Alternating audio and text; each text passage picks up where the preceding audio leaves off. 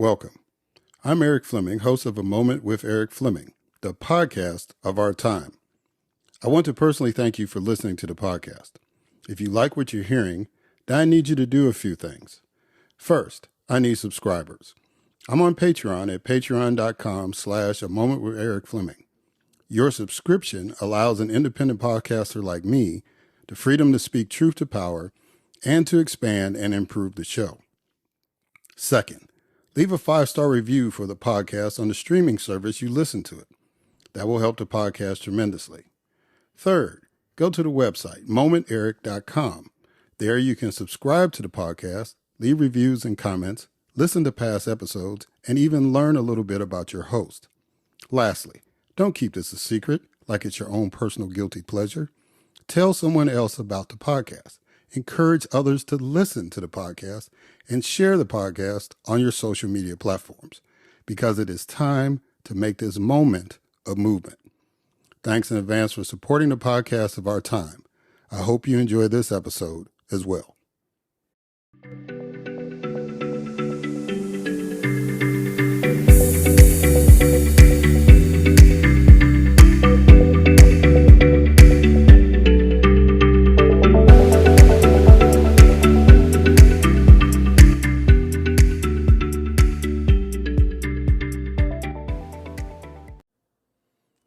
Hello, and welcome to another Moment with Eric Fleming. I am your host, Eric Fleming. And today I am blessed to have two guests that fall in the vein of what Dr. King talked about when he said that, and I'm paraphrasing, that we can't rest until we make sure that everybody is eligible to vote and that we have somebody to vote for, right? And my two guests are going to help with the vote for part. One is a candidate for office and one is an activist who is trying to make sure that people are informed when they go to the polling place. So I'm really, really excited.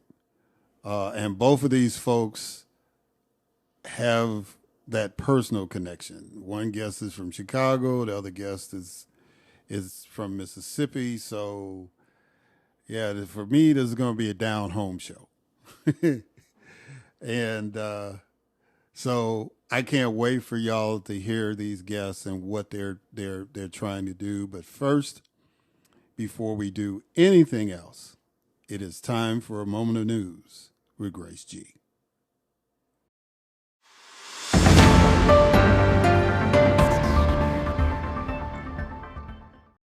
Thanks, Eric. Donald Trump has been fined yet again for violating a court gag order during his New York trial, with the judge warning of potential jail time for further infractions. Hope Hicks, a former Trump aide, testified that in 2016, Trump had her deny allegations of his infidelity to protect his marriage. Stormy Daniels testified about her alleged sexual encounter with Trump and receiving a hush money payment during his 2016 presidential campaign. Marjorie Taylor Greene's attempt to oust Republican Speaker Mike Johnson was overwhelmingly defeated in the House with bipartisan support. A Georgia appeals court decided to consider Trump's request to disqualify the district attorney prosecuting him. Donald Trump's Florida trial on charges related to the possession of classified documents has been postponed indefinitely. The United States remains optimistic about ceasefire negotiations between Israel and Hamas, despite Israeli forces invading Rafah. President Biden addressed the campus unrest related to the war in Gaza, advocating for the right to protest peacefully but condemning violence. A U.S. soldier based in South Korea has been detained in Russia on charges of criminal misconduct. TikTok and ByteDance are suing the U.S. government to block a law signed by President Biden that would require the divestiture of TikTok or face a ban. Congressman Henry Cuellar and his wife have been indicted for allegedly accepting bribes to influence U.S. policies in favor of foreign interests. The Biden administration plans to provide around 100,000 uninsured DACA recipients with access to federally funded health insurance. And President Biden awarded the Presidential Medal of Freedom to a diverse group of 19 individuals, including the late civil rights leader, Medgar Evers. I am Grace G., and this has been A Moment of News.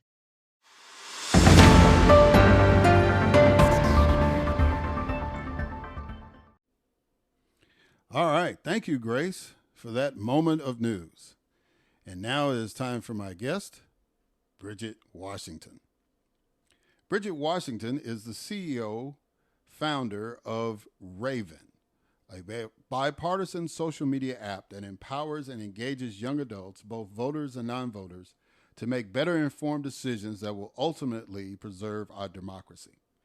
Bridgette's background, which includes more than 20 years of medical device sales, strengthened her interest and skill set in motivating hard-to-reach audiences, like surgeons, who have a lot at stake given it's their patients' health at risk.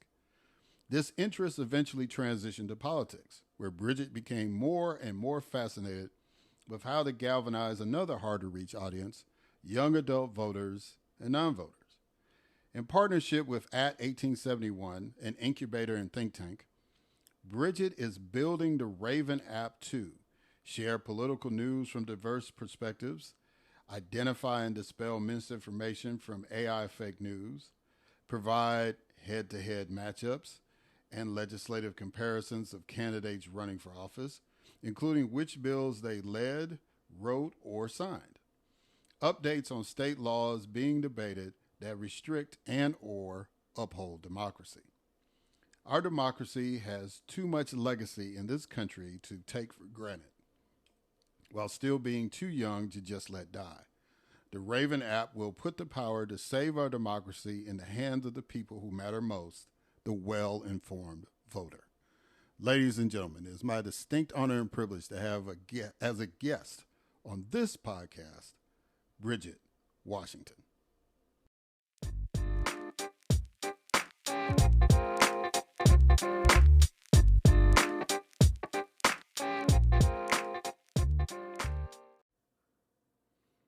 All right, Bridgette Washington.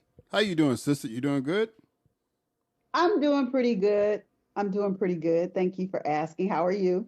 Oh, I'm lovely. I am glad to have somebody with a Chicago connection on my podcast. I always try to get some local some flavor in, whether it's Chicago or Mississippi or Jackson State, whatever. I always try to get somebody got a connection on there. And it's always good to do that, especially when they're doing good things.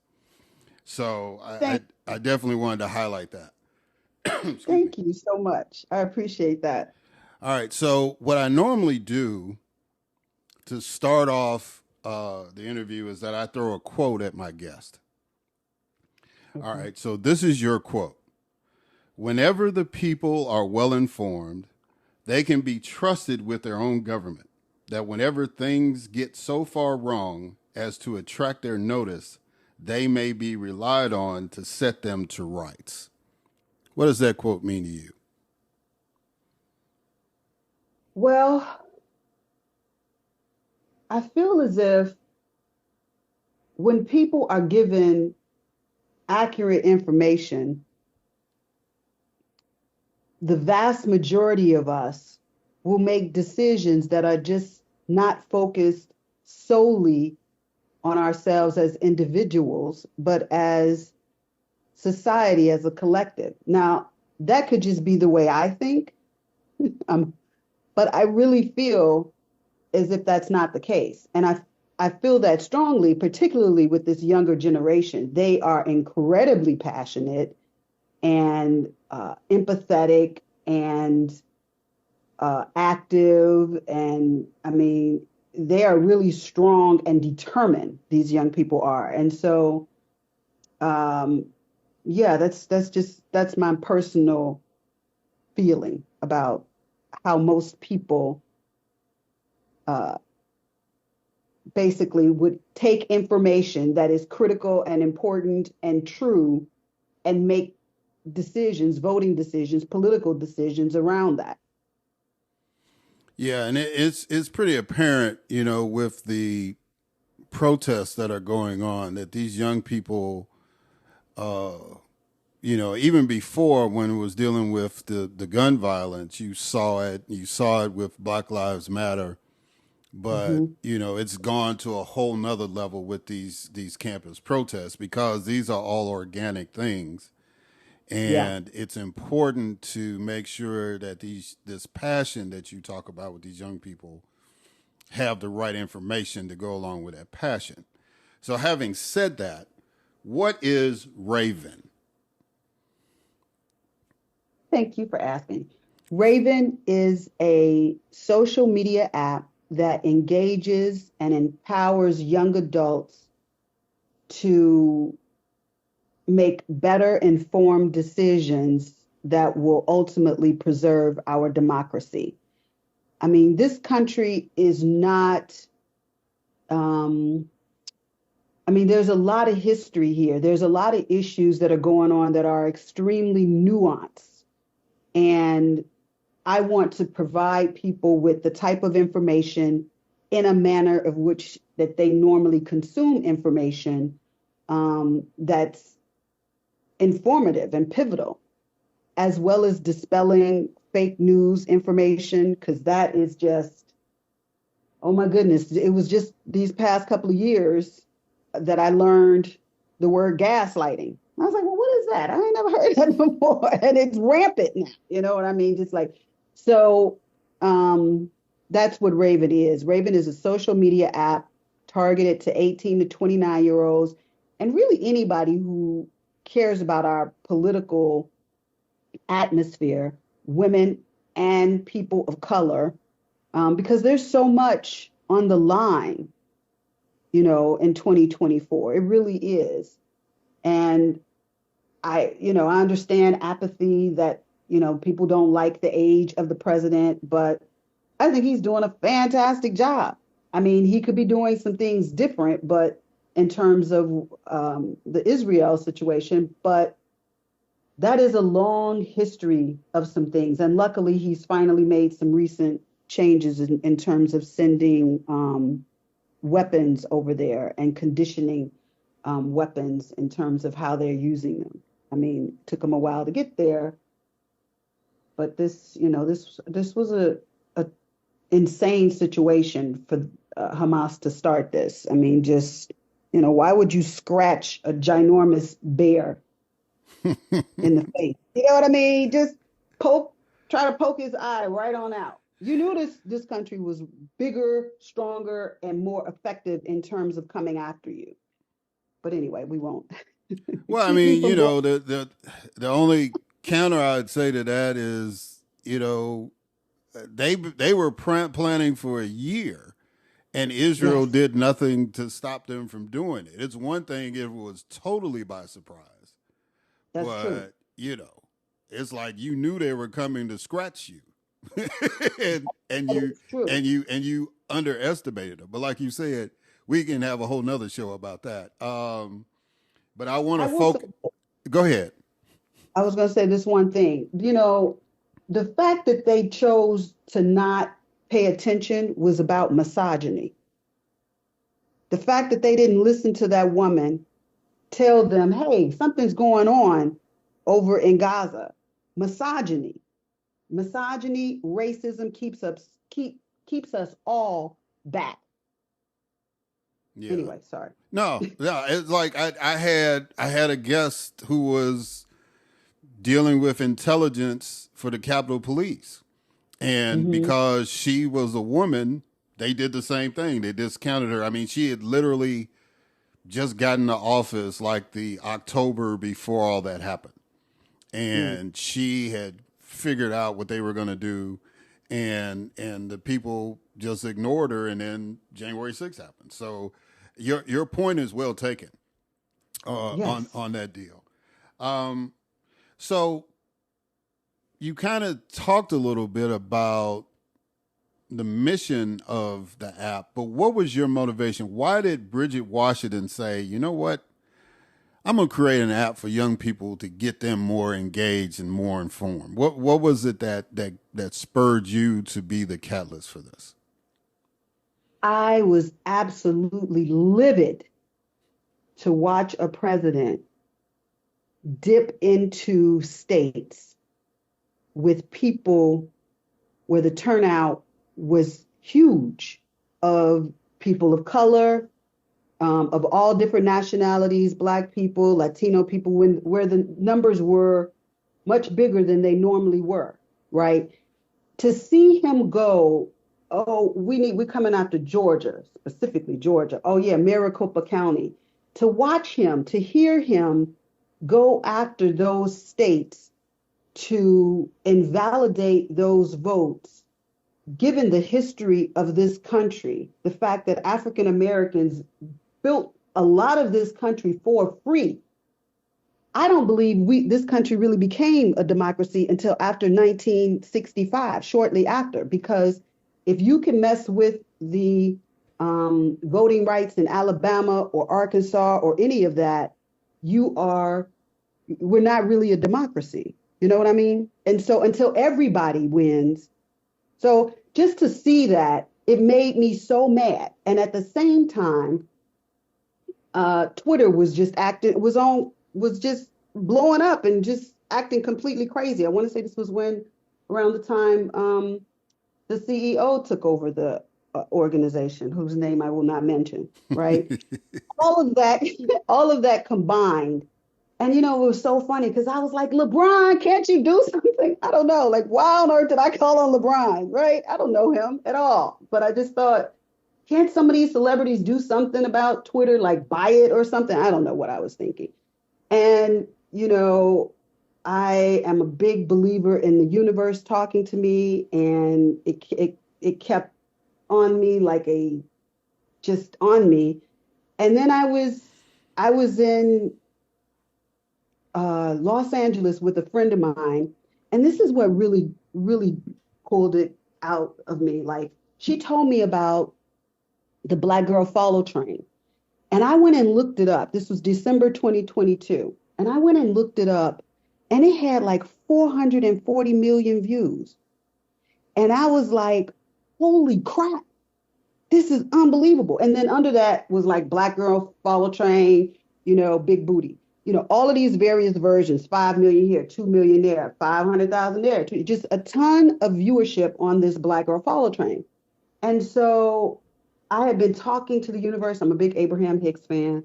My friend LaTanya Johnson got me into that. But anyway, I was talking to the universe about my next steps because I had just left Abbott, which was a fantastic corporation, I will say. I had just left, and I was sitting there and I was thinking to myself, and I came up with the name Raven. This is a slightly longer story. You want me to keep going? Okay. So I was a big Game of Thrones fan, and there were ravens in Game of Thrones that was going to the various houses with little messages. I thought that was really cool, a little black raven or whatever. And I was like, okay, that's interesting. And so I thought about that. And then another one of my friends, when I was visiting in California, she was just like, well, the word Raven was already taken as an app, as a website. And I was like, okay. And so she was just like, well, what about Venn? Like Venn diagrams, that's a democracy. I was like, a queeness. I call her Queenie. Oh my God, you're right. And so RaveVenn became Raven, raven.com. And that same day, the strangest thing happened to me because I was so nervous. I have been an entrepreneur before, and I knew the challenges ahead, right? And I was so nervous about it. I was sitting out on the veranda, and I'm sitting there, and Felicia hasn't gotten up yet. And I'm thinking about, oh my God, what are you about to do? Like, are you this affected by this? Are you about to? And I was just like, I got to do something. What would happen if this man wins at the next election?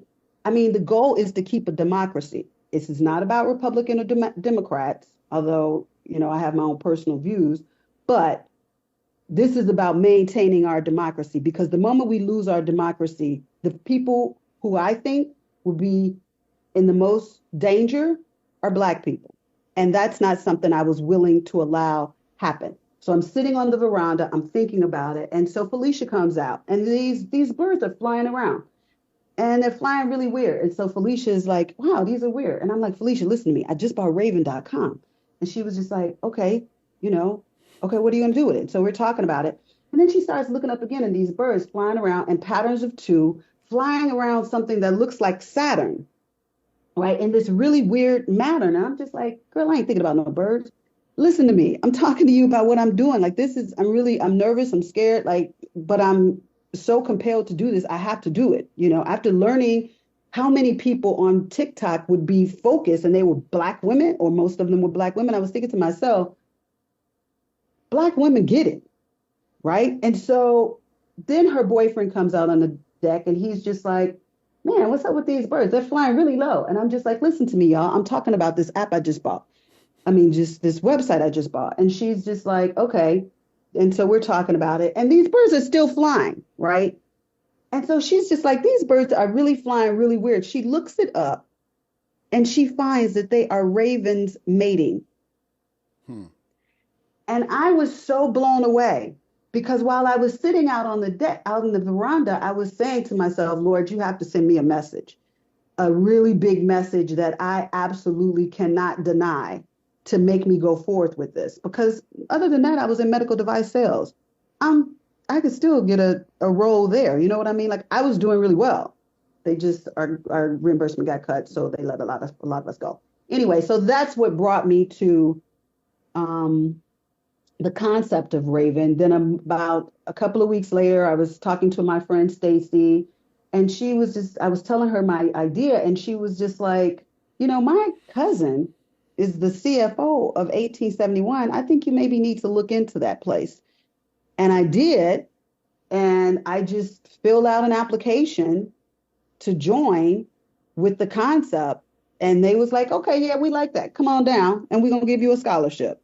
And they have been incredibly helpful to me. And so that was February 2023 that all of this really kicked off. The idea was Christmas in 2022, but that I started at 1871 at February 2023.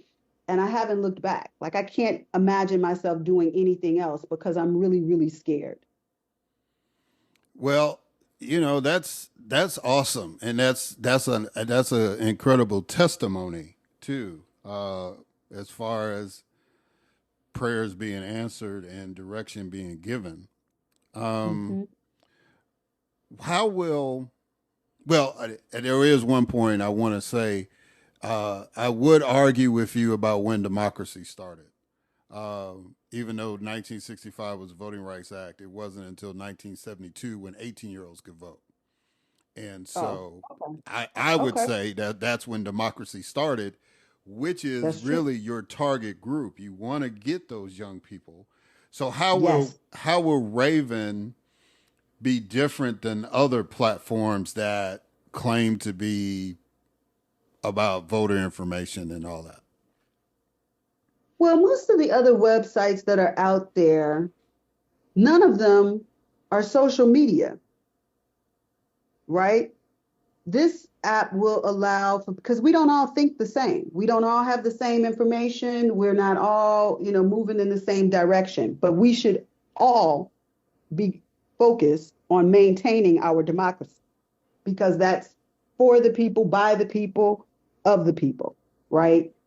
So that's one of the major differences that it is in a social media platform. And also, I'm going to be delivering people with information that is solely focused on our democracy. So you may be cute as a button, but keep it on Instagram. You may be talented as I don't know what, but keep it on TikTok. Your dog could be the cutest thing. I'm a dog parent myself, but keep that on Facebook, right? We talking business on my website, but it will still be fun. And the other thing that's really different about it is I just saw this on the Native Land pod the other day, and I don't really want to tell it because it's almost like my IP. But this woman wrote in and was like, I know something we need. And then Tiffany Cross was like, yeah, and we need it in this way. And I was like, it was like another signal to me because it is not easy. Right now, I'm about to start fundraising because I've gone so far, but now I'm at a point, like I've built the app, but now I'm at a point where I really need a technological person to do these APIs and things because I'm pulling information straight from the government. Um, but the other thing, the page that's the social media page is called What You Raving About. Ain't that cute? Mm-hmm. What You Raving About. I love that. That's going to be delivering information that leans left, right, into the center, but not far left and not far right. You will not be able to upload information, from like Breitbart, Gateway Pundit, and there's going to be some far left ones that I'm going to block too, because we need to come back. It's basically people are so far left and far right, we're like horseshoeing. You know what I mean? And at the end of the day, we need to focus on maintaining our democracy. So one of the biggest concerns in opening up a platform like that is security. Will it be a secure platform? Absolutely. Absolutely. Which is the reason why I'm fortunate that I happen to have impeccable taste, literally in everything. I believe this is one of my gifts. I'm just going to go ahead and say that. I'm going to say that. And so my point is that I do not plan on delivering anything that is not secure. And the only information that I really want from people is their zip code so that I can tell them and have an alarm for them to tell them, hey, it's a couple weeks. This is, early voting time. This is where you can go for your polls, for your, to go vote, that type of thing. So I'm not taking a lot of, I don't want a lot of information, and there's zero plans to sell that information at all. Like, that's why one of the ways this place will make, because it's a free app, money is to get grants, sponsorships, and partnerships with foundations that are working to maintain and strengthen our democracy. And there are quite a few of them out there. So have you formed, this is kind of getting the weeds a little bit, but have you formed a nonprofit organization to be the catalyst for RaveVenn, or is this just a typical LLC kind of thing? Right now, it's a typical LLC, but that is not its plans. It does not. I have zero intentions of keeping it that way. It is that way because I'm in the process of building the whole thing, like everything that has to be done for a business, I'm doing. But the next move is to turn it into a corporation, because that's the only way you get investors anyway. So I'm in that process, and then also signing up for or creating the RaveVenn Foundation. So I'm in the beginning stages as far as that's concerned. But I definitely have my LLC. I've got trademarks for RaveVenn, Where Democracy Lives, which is my logo, and What You Raving About. So, yeah. All right. So what is the importance of the alliance with IWN? So IWN is owned by a friend of mine, Dante Hamilton. And he's also a founder at 1871. And we were in the Pyros classes together, or webinars or programs together, and still are. Like, I work with Dante every day. After I get off the phone with you, I'm going to be calling Dante. Dante is fantastic. And the reason why is because he is a very busy person with his own businesses, but he is concerned about our democracy too. This is an all hands on deck situation, because right now the only way we can get out of this foolishness is to vote ourselves out of it. Literally. And so Dante has motivated me to do things that I didn't think I can do. Again, I was in medical device surgical sales for 30 years. I didn't think that I could build an app, but I've built an app, right? But I'm only going to be beta testing that app because I don't want to launch it out there, and because it needs to be secure.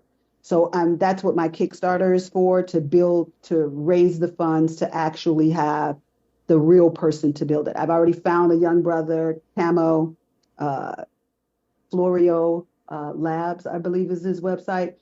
And I'm going to be working with him to build my app. He's out of Atlanta, New York. Okay. So one of the reasons why I wanted to highlight that in the question, because Dante is an African American who has been really moving, I wouldn't say in the shadows, but not necessarily in the forefront of the technology. We hear about the guy you don't want to mention and uh, uh, all these other people that are in tech, but Dante's name and his company is not getting the same amount of attention. And so the Yeah, fact that I saw that you were collaborating with him, uh, I thought we needed to highlight that these are two African Americans that are pushing uh, a product that's going to help better educate our voters. Um, absolutely. so, my final question to you is this: why is it important to have clarity and trust in our institutions, especially as far as government is concerned? Oh my gosh, it's incredibly important, because again, we have chosen the best type of governance. The founders of this country chose the best type of governance, and they have written down that they were working towards. Basically, reminds me of I don't know it correctly, but the arc of, the arc bends towards justice. It just bends slowly. Martin Luther King, I get that wrong all the time. It was pretty close. It was pretty good. So it's important to have trust in our institutions because it's the government. This is what made me realize what's tremendously different in our government from our current years to back when the years of J. Edgar Hoover, right? It's tremendously different, right? And the reason why is because our government is us. They're not like aliens. They're your neighbors. They're people, you know, who live next door to you. And so it's important that people do things, that the government has such high standards, typically with the people that they hire, um, to make sure that they're doing things right. Again, the arc bends towards justice, but it does bend slowly. But um, I do feel that leadership matters,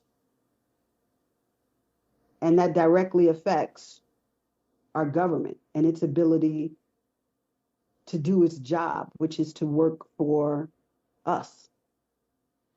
Yeah, and even though it bends slowly, it's all right to give it a little nudge, right?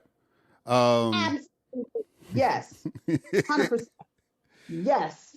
yeah, and Yes. so as somebody that has been an elected official, I greatly appreciate that. One of my biggest joys was that uh, organization. All of us in the state legislatures were affiliated with was National Conference of State Legislatures, and they had a program called Back to School Day, where Mhm. we would coordinate with the local high schools or middle schools in our district to go talk to students about what we do and why it's important.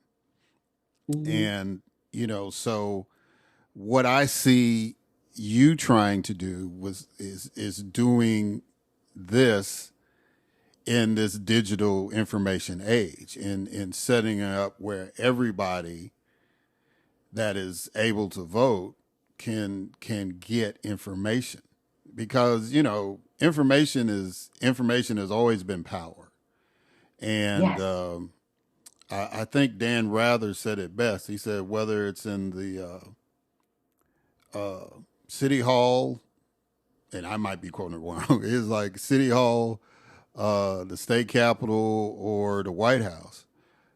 Our obligation is to speak truth to power.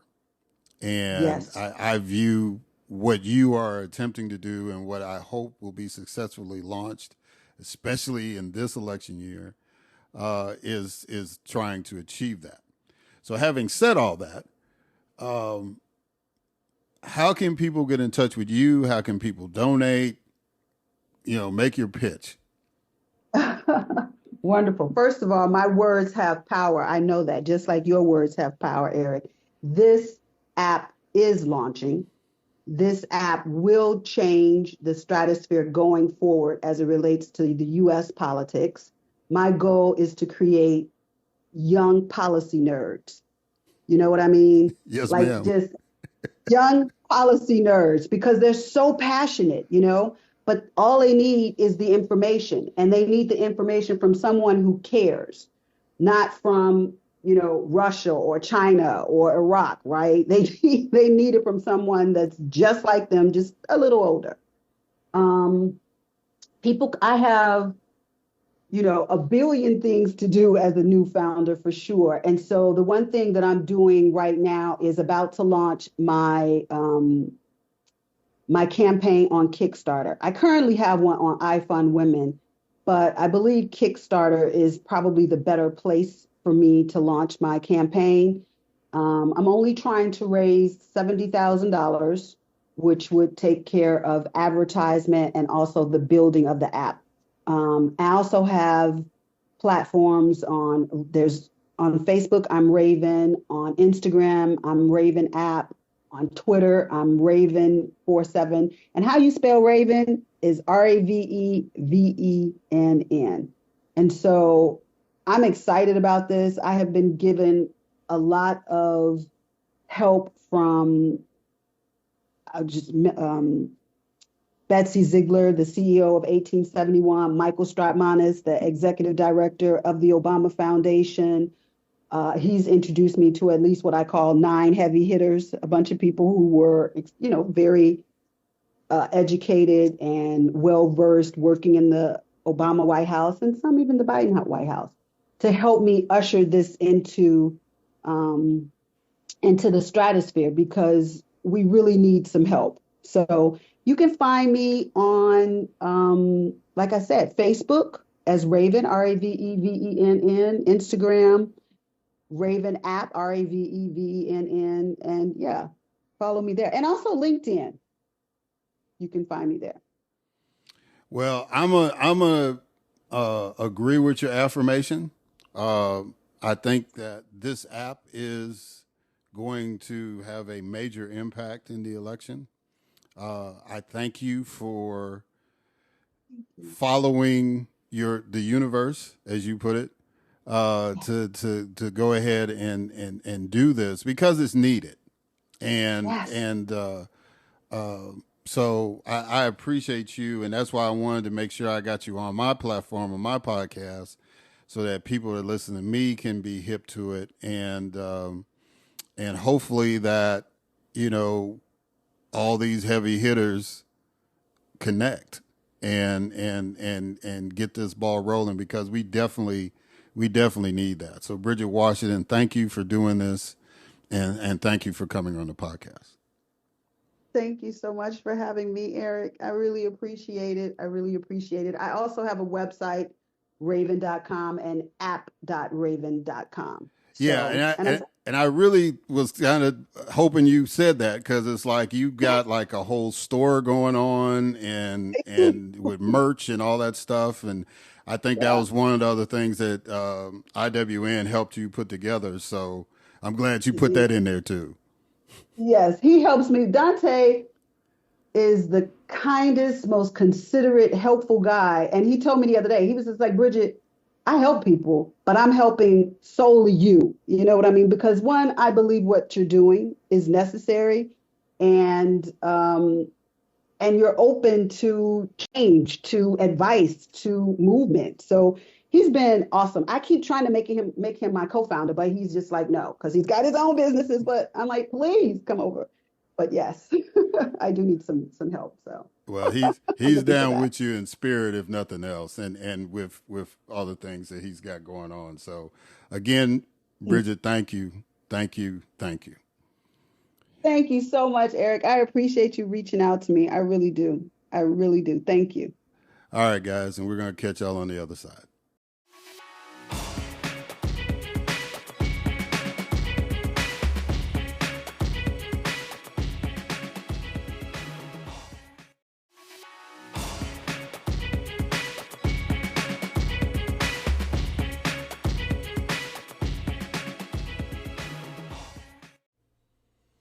All right, and we are back. So now it is time for my next guest, Ty Pinkins. And I kind of have a vested interest in this brother, primarily because he's embarking on a journey that I embarked on in 2006 and 2008. He is running to be a United States Senator from the great state of Mississippi. So Ty Pinkins was born and raised in the small town of Rolling Fork. So he calls Mississippi Delta his home. He is a retired Army officer who served 21 years in the military, including 3 combat tours. He is the co-founder and president of the Pyramid Project, which is a nonprofit organization dedicated to exposing youth from underserved communities to the social, cultural, and economic capital necessary for them to fulfill their dreams. He is a graduate of the Georgetown University Law School, and he is happily married to Sabrina Curtis and is the proud father of 2 children, Joseph and Rukia. Ladies and gentlemen, it is my distinct honor and privilege to have as a guest on this podcast, Ty Pinkins.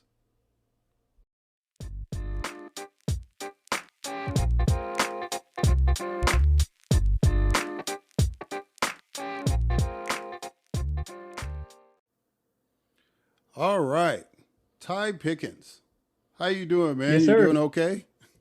I'm making it. I'm making it. I cannot complain. I am doing well on this campaign trail, running across this state, around this state, and through this state, trying to get people excited about November. Looking forward to what's to come. How are you? Oh, I'm doing lovely. I'm not campaigning for nothing, so I'm doing great. So Um, you're not tired like me. that's right. That's right. I'm not trying to traverse 82 counties, brother. I've been there, done that. So I commend Yeah. you for getting out there and doing what needs to be done. And uh, you're going to have some fun over these next few months. I promise. I have, but Mississippi's a big state. I think people don't realize how large this state is with these 82 counties. It's a tall state, you know, where trying to get around this place is challenging, but like you said, it's a lot of fun. Yeah. There are a lot of beautiful places and beautiful people in the state of Mississippi that I've met over the last 16 months. Yeah. From DeSoto County to the Gulf Coast, baby. You better That's how you believe got it. to roll.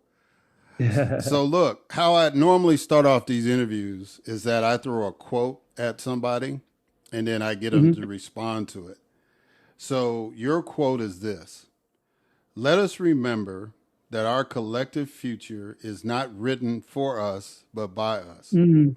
In our Oh, state, which has produced some of this country's most prolific writers, we have the power to pen a new chapter for Mississippi, a story of unity over division, compassion over indifference, and progress over stagnation. What does that quote mean to you? that means that every day we in Mississippi we've done some special things.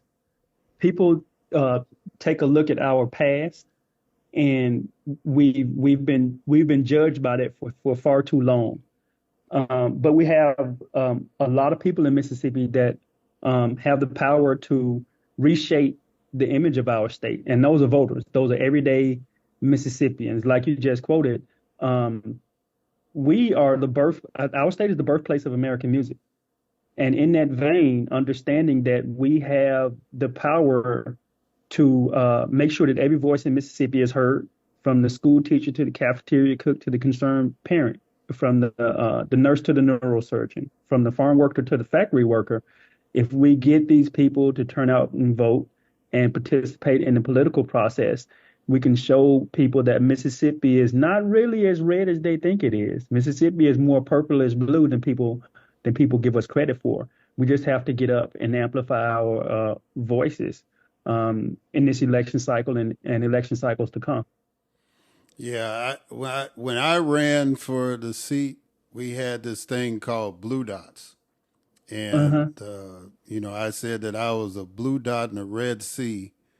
And when I put that out there, it was a lot of folks were saying, "Well, I'm a blue dot too, Mr. Fleming. I'm a blue dot." Yeah. And so Uh-huh. the key is connecting those blue dots. Yeah. But you're seeking a position in an institution that has a 15% approval rating. One, Yep. Very low. very Hmm. low. Why would you want that job? And two, what can you do if you're elected to improve the image of Congress? Well, that's a wonderful question. And to answer the first part of your question, why would I want a job where the approval rating by the people that you're benefiting or working for is only 15%? Why would I want the job? My entire adult life has been in public service, from serving 21 years in the military, including 3 combat tours, Bronze Star, to working in low-income communities as a nonprofit public interest lawyer. This is where my heart is. My heart is helping people and representing and people. And so that's why I want the job, because I feel like this is what I am built and designed to do. This is where my heart is at, to serve communities, low-income communities, Mississippians, Americans in general. Um, with regard to the second part of your question, the 15% approval rating and what I can do if elected to improve the image of Congress. We all recognize that Congress has an alarmingly low approval rating. And I understand why many Mississippians, many Americans feel disillusioned with our government. However, I think that with that, we have an opportunity. First, I'm running because I'm passionate about Mississippi. I'm passionate about this country. That's related to my military service.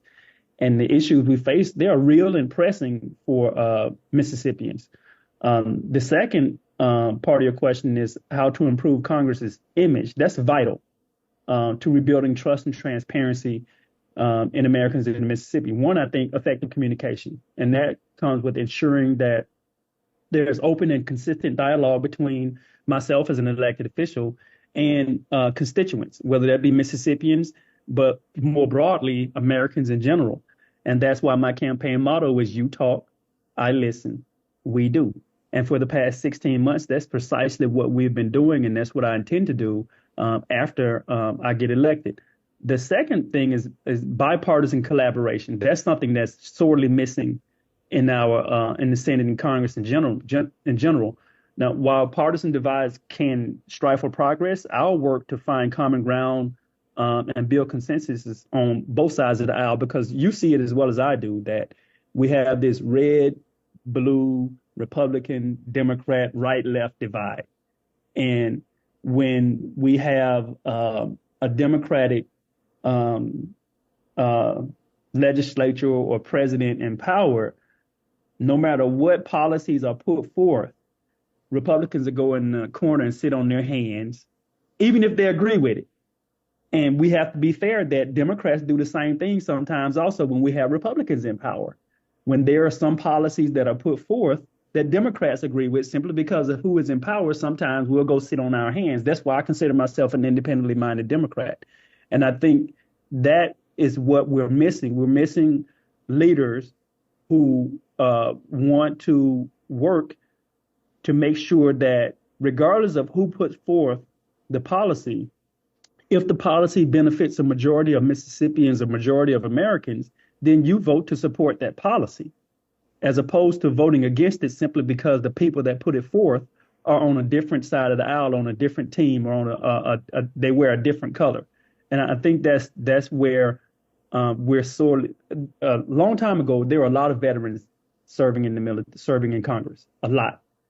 But it's decreased to the point right now where we're missing those core elements that veterans bring to office, of working together for the greater good of all Americans, all Mississippians, as opposed to continuously going into our respective corners and not supporting policies and issues that benefit everyone.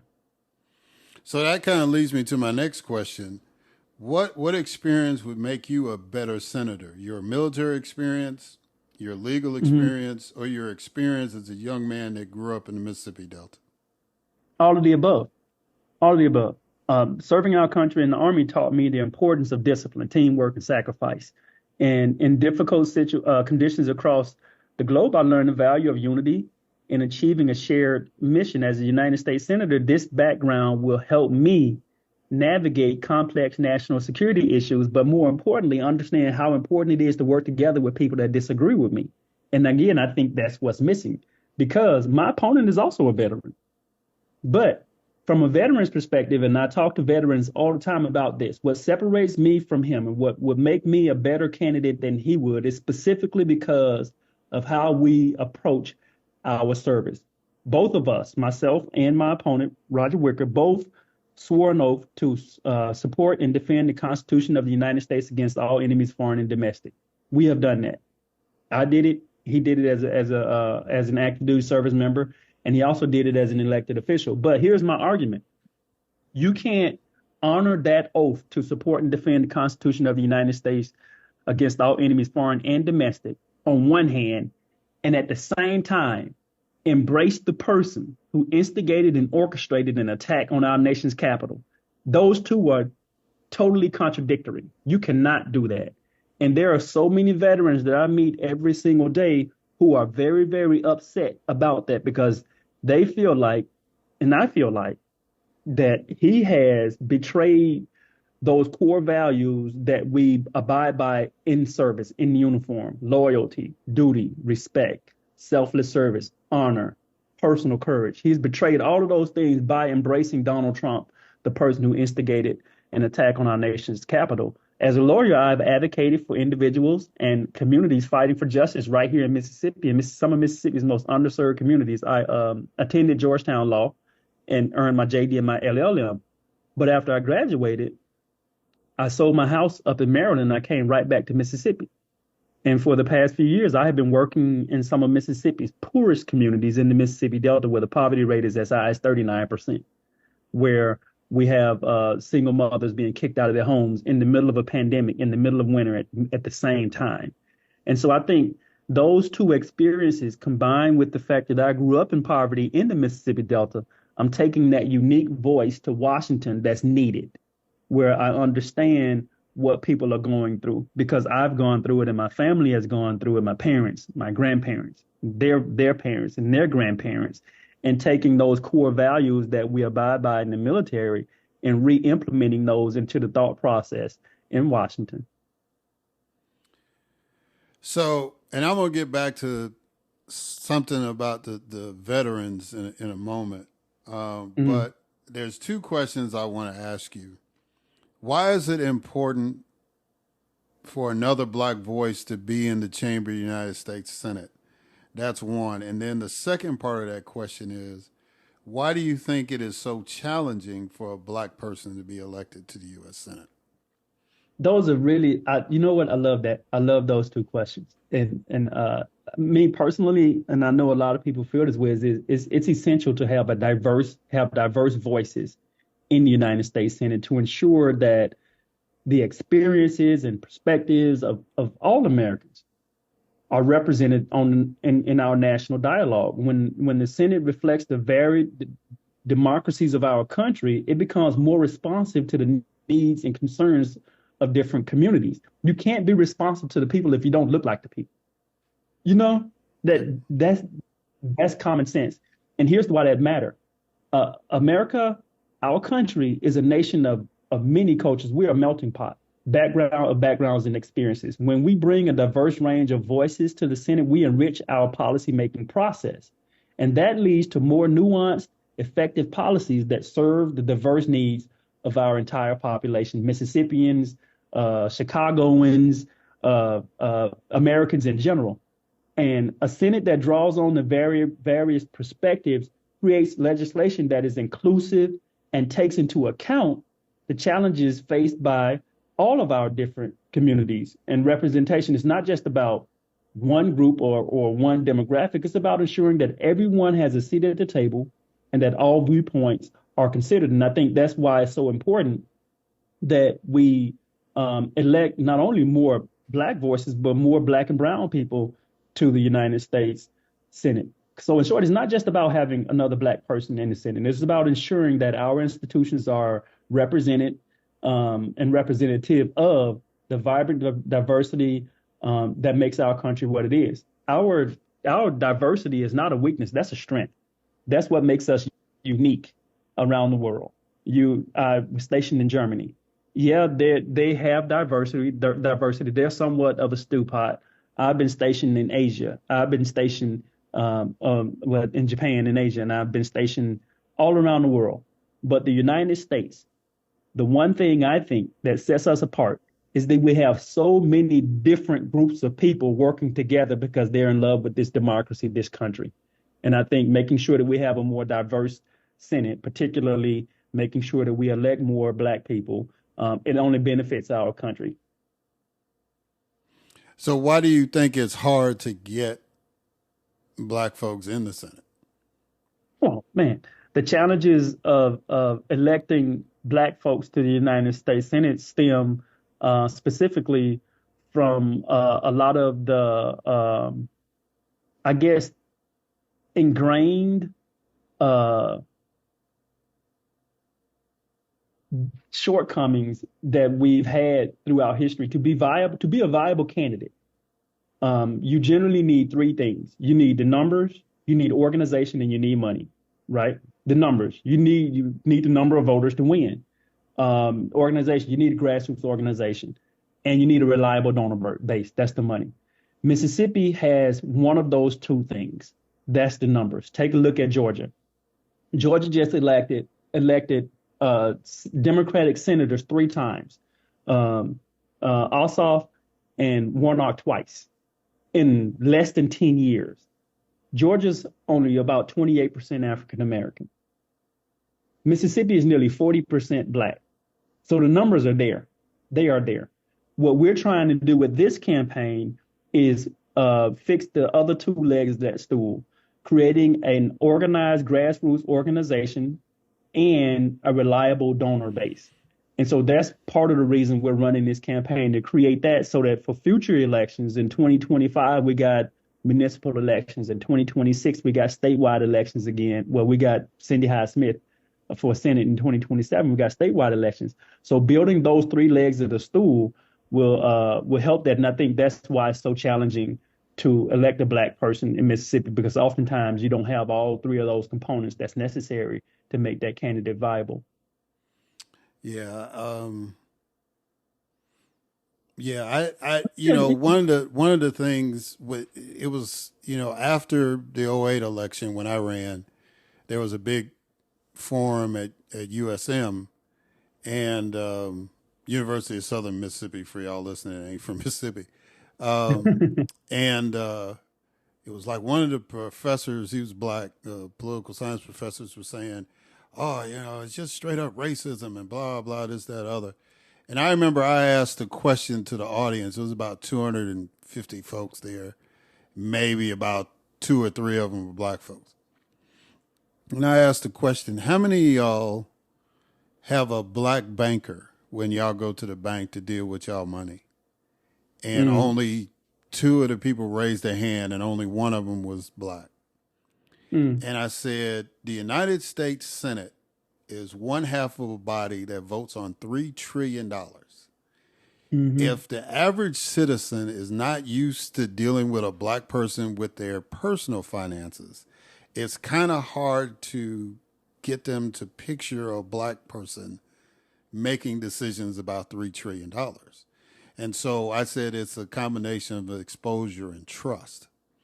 And so that, I think, is what you as a candidate, other than the stuff that you enumerated, is the challenge, that you have to convey that trust in the people. Oh, absolutely. I agree 100%. And I think one of the things that's been missing is candidates doing the right things to engender that trust, especially in a state like Mississippi. Mississippians, and this is from me meeting them over the last 16 months, the thing the surprise, the shock that I get that I see is when I knock on their doors and go into communities, rural communities in Mississippi, is what are you talking about? I have a candidate standing on my doorstep asking me for my vote. That should not be a surprise. voters should not be surprised that a candidate is knocking on their door and muttering these simple words, "Can I have your vote? Tell me what's important to you." And over again, I see in Mississippi voters' eyes, first the shock and then the appreciation that someone is asking them for their vote. And I think for too long, Mississippians have been neglected, pushed aside, and these are pushed aside and just relegated to a position where they feel like that they're not appreciated. And that's what I'm trying to change with moving around this state. And you don't do that by, in modern politics, you need radio, you need television, you need internet. It's inevitable. You need it. But there's also an element to meeting people in their communities and talking to them and listening to them that I think is effective. And I think that's one of the things that we've been doing over the past year that's going to make a difference in the next 5 months. Yeah, there's no substitute for retail politics, brother. No, not at all. And yeah, it's an awesome feeling when you get to talk to people and people tell you, I never had somebody run for the U.S. Senate actually come to my town or actually knock on my door to vote. So yeah, that means a lot. What are the main issues you want to address when you get to Washington? And this is where I wanted to interject me, since you were bringing up your military experience. One of the most disturbing things I saw when I was in my many visits to D.C. was the fact that in front of the Veterans Administration building, and I forget what street it's on now, but there's a park literally right across the street from it. And it's like, it is nothing but homeless veterans in that park. And it would seem to me that at some point in time, somebody in that office would get to the secretary of Veterans Affairs and say, we need to address what we're looking at every day when we come to work. Because that doesn't make it, no veteran to me should be homeless, period. And, so that's one thing I think that you as a veteran can bring to the table. But that's just me interjecting. What exactly is your priority? What are you trying to do when you get to the U.S. Senate? What issues you want to address? Well, just on the three platform issues that I'm running on are jobs and economy, healthcare, and education for obvious reasons. Mississippi has been at the back of the line with regard to job creation and economic development for a long time. Back when you were running, our state was at the back of the line. Before then and now, we're still at the back of the line. We have one of the highest unemployment rates. Even though it's low, it's still triple the national average in some counties in this state. There are some counties in Mississippi where the poverty rate is as high as 39%. The national poverty rate sits at about 12%. That's a 27% gap that's existed to some degree for the past few decades since my opponent took office. So figuring out ways to make sure that jobs are brought to Mississippi to improve our economy. Healthcare. We're near last in maternal mortality. We're last in infant mortality. And the sad thing is that we're one of the few states that have not expanded Medicaid in this country. So ensuring that the opportunity to expand Medicaid stays on the table until our state leaders get out and get themselves together, because it's a decision for state elected officials to do it. The federal, in the Senate, I can't force the state to do it, but what I can do is fight to ensure that the Affordable Care Act stays there to make that expansion available. Education, same thing. For too long, our children have been suffering because our state is near last in educational resources for our kids. So those three things are priorities for me. But the most important thing I believe I bring to the United States Senate is honesty, loyalty, duty. We're missing that. Where we have politicians that are going on television today, and blatantly tell a lie to the voters that they're working for, or ignore obvious issues that are going on. Take January 6th, for example. We all saw that with our own eyes. But we have politicians that are so confident that they're going to get reelected because of gerrymandered congressional districts or partisanship, that they will go on television, veterans like my opponent, they will stand there and act like this never happened. I think myself, with my military experience and my love for working in communities and helping people on the grassroots level, I think taking that sense of service to Washington, D.C., I think that will make a huge difference. And that's one of the fundamental things that I want to do, because I do think that our democracy is at risk. We are at a crossroads in this country to where if we don't have a change in leadership, where people are more cognizant of the needs of everyday voters or everyday constituents, then I think we're headed in the wrong direction. And that's one of the reasons I'm running, because I want to correct that and make sure that we're pointed in the right direction.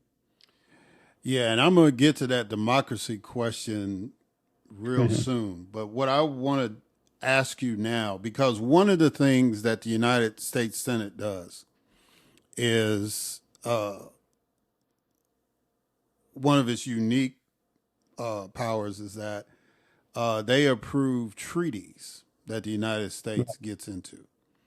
And so I have a feeling that the only way that this Israeli-Hamas conflict is going to be settled is that the United States somehow gets involved in a treaty with Israel and the creation of a Palestinian state in order to ensure that there's peace in that region, or at least that part of the region.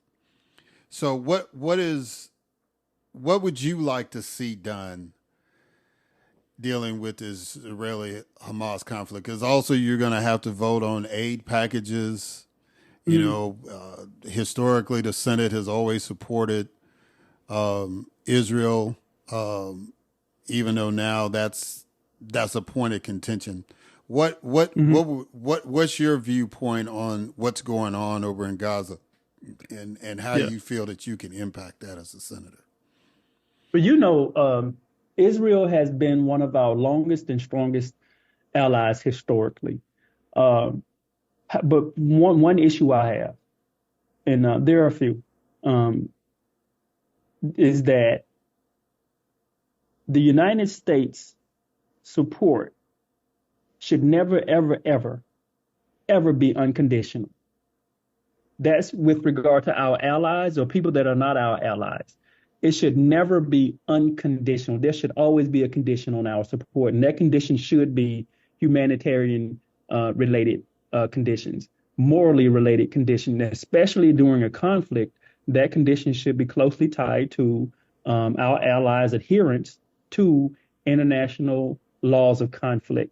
I support an immediate ceasefire in Gaza first and foremost, and this is essential to stop the violence and prevent further loss of life. Over 35,000 people have died because of this conflict. Most of those people, women and children. And the protection of civilians, this is absolutely paramount. So a ceasefire will allow humanitarian aid to reach those in need. So I certainly supported a ceasefire, two-state solution. I think while it's challenging to create, I think this is the only solution to have lasting peace in Gaza, is to create a sovereign Palestinian state alongside a secure Israeli state. And what I don't agree with is when people say on one side of the aisle say, well, Israel's security is more important than Palestinians having a safe place to live. I think both things should exist at once, should coexist. Palestinians deserve a place to call their home, as well as Israelis deserve a place to call their home. So I support a two-state solution. All right, so I'm going to combine this into a final question. Gary Chambers, and I don't know if you've ever met that brother or not, but he ran for the U.S. Senate last time in Louisiana in 22, I think. After he lost, he stated that low black voter turnout cost him his chance to win the election. So one part of the question is what can be done to increase voter turnout in your race? And then two, do you think saving democracy is enough motivation to get people, especially black people, to the polls? I think when we talk about low voter turnout, especially low black voter turnout, and politicians turn and blame that on the voters, I think we're pointing the finger at the wrong place. Fundamentally, it's the candidate's responsibility to get voters to come out. It is, and we do it all the time. Candidates and politicians, they'll take a state like Mississippi and show up in some black community a week before election time or a couple of weeks before election time. And on election day, when those voters don't turn out, they turn around and say, well, look, that's why we lost. No, they didn't turn out because you waited until the last minute to show up in their communities to let them know that you care about them. How about the previous 4 or 5 years when you were serving in office and you didn't provide resources for their communities? You didn't show up in their communities to hear what they were concerned about. And so that's why I started this campaign early, 2 years in advance, to show up in those communities and let those community members understand that I was thinking about them and I'm concerned with what's important to them. So I think that whole narrative of when people say it's the voters' fault, no, it's the candidate's fault. Show up and encourage people to vote for you. If they don't turn out and vote for you, you didn't do something right as a candidate. You didn't. It's an uphill climb. Absolutely, it's a tough road to hoe. Certainly.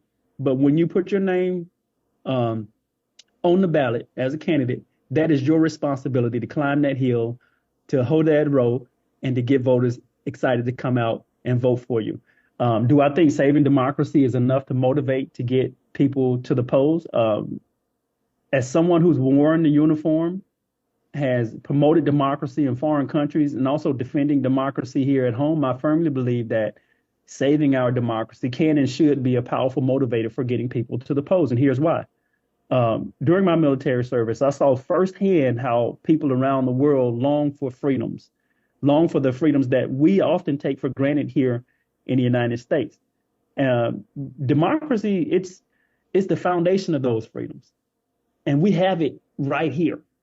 We have it, but it's slowly slipping through our fingers right now. You know as well as I do. All of us are watching this show where we're wondering, after November 5th, going into 2025, is our democracy going to take a turn for the worse?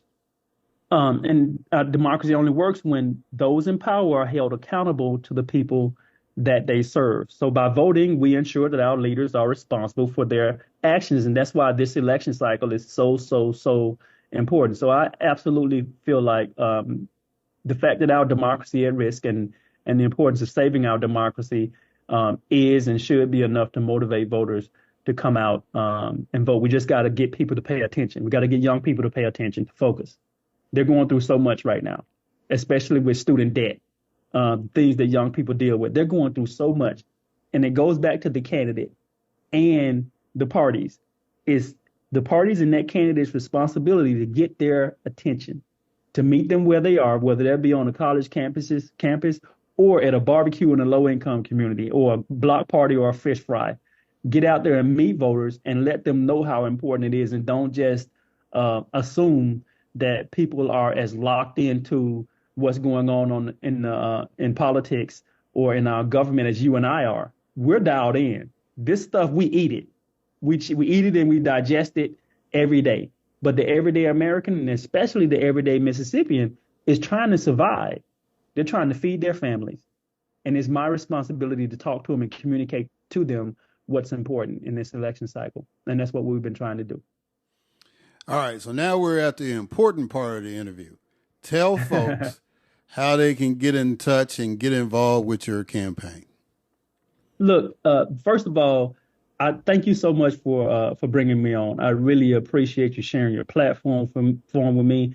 The way that people, especially Chicagoans and people up in Illinois, can help me is I need contributions. I need donations to help me down in Mississippi. Mississippi is the hardest place to raise money in this country. You can go to www.typinkins.com. That's Ty, P as in Paul, INKINS.com and make a contribution.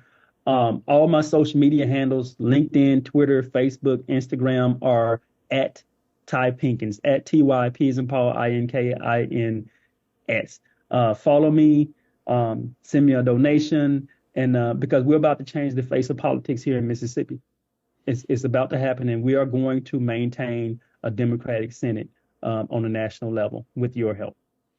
Yeah, and it's not just my old home folks in Chicago, but my new home folks here in Atlanta, Oh man. people in Jackson, all y'all.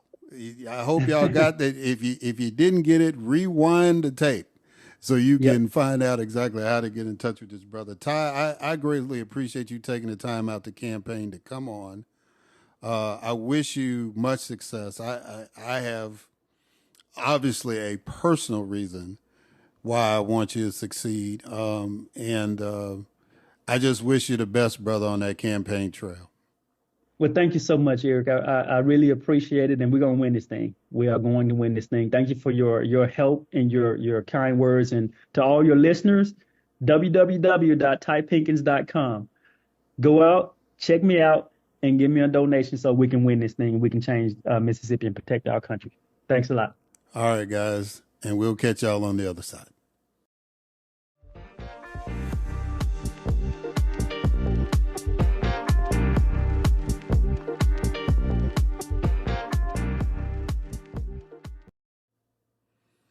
All right, and we are back. So I want to thank Bridgette Washington and Ty Pinkins for coming on the podcast.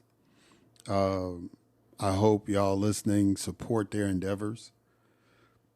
Bridgette, with her endeavor to inform young voters throughout this election season, and Ty in his quest to be a United States Senator from the great state of Mississippi. I hope y'all get engaged with those endeavors. But I would be remiss if I didn't acknowledge the fact that when this podcast airs, it'll be right on the eve of the second anniversary of the shooting that happened at Tops Grocery Store that took 10 lives, including the mother of my friend, Mark Talley, in Buffalo, New York. And I want y'all to think about those folks, and the city of Buffalo as a whole, but especially the Black community in the eastern part of the city that, really are still healing from all this. Not just the families of those who were slain, but the families of those who were wounded as well. And there's been some incredible stories coming out of that tragedy that, Lord willing, by this time next year, I want to be able to be there and talk to them personally. That's my goal, is to get up there and kind of see where everybody is, what changes have been made, all that kind of stuff. But they're, just tracking everything, and especially through Mark, some incredibly positive things have happened out of that tragedy. So, but just keep them in your thoughts and prayers. And in the meantime, while you're thinking about them, think about the family of Frank Tyson from Canton, Ohio, and Roger Fortson, who I understand is from Atlanta, but he was in Florida serving his country in the Air Force. Both of them were killed by police officers. Mr. Tyson, very similar fashion to what happened to George Floyd in 2020. Only difference was instead of a street, it was in a bar. And for Mr. Fortson, it was literally in his own home.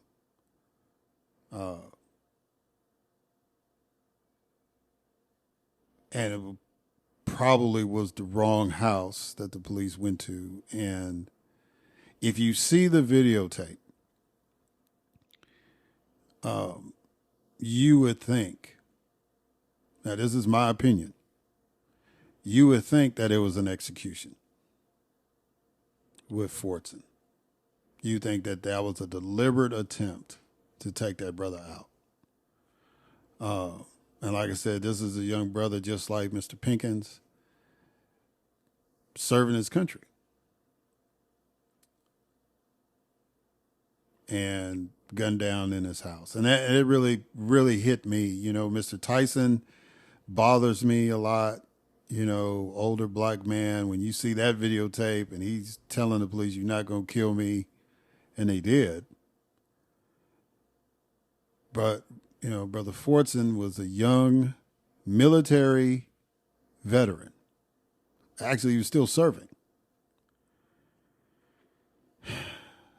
Gunned down at the age of 23 in his own home.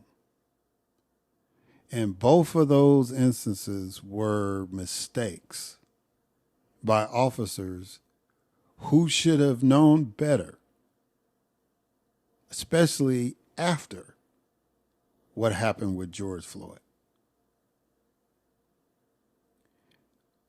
If, you know, I was still in my position as an elected official, I would be outraged. But being a former elected official and being somebody who was trained in law enforcement,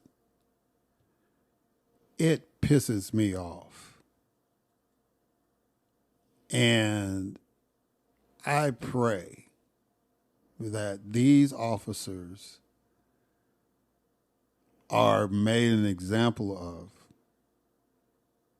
So maybe other officers that didn't quite get the memo 4 years ago, they'll get it now. And at the very least, take that gun and that badge away from those that were involved in those deaths. At the very least. Even if you're still going to have dumbasses calling themselves law enforcement, right? That's how strongly I feel about it. If I have never gone through the academy, maybe I might need to ask some questions, but having gone through scenarios, having gone through a hell week in an academy, having been preached to and watching tapes of other situations and having to talk to instructors and explain to instructors how you would respond and how they would correct us. Having gone through all that, to see what happened to Frank Tyson and Roger Fortson pisses me off. And I have no empathy, none. I don't care what lawyers they get from PBA or FOP and all that stuff. I don't care. You can find a jury that's sympathetic. I don't care. From what I saw, these gentlemen should never be in law enforcement again. And as a black community who constantly has to deal with these tragedies over and over again, the only empathy should be toward us. That we have to endure this over and over again. I'm tired of it. So I just had to say my piece on that as we close out. But that goes back to the guests that we have that we've had on the podcast. We got to be engaged politically because police departments, sheriff offices, all that's part of the government. And who you elect sets the standards for law enforcement. Who you elect determines who these chiefs of police are. Who you elect, you actually get to elect the sheriff in your respective counties.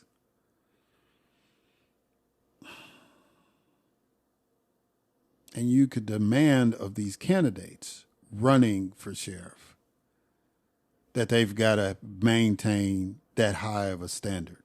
Not just in the performance of the job, but who they are allowing to work. And I get it. It's a shortage. But there's a shortage of nurses, but you don't want to have a bunch of nurses killing patients in hospitals and nursing homes, right? We frown on that. So why do we not frown on police officers that are killing black folks? I'm just throwing that out there. All right, guys. Until next time.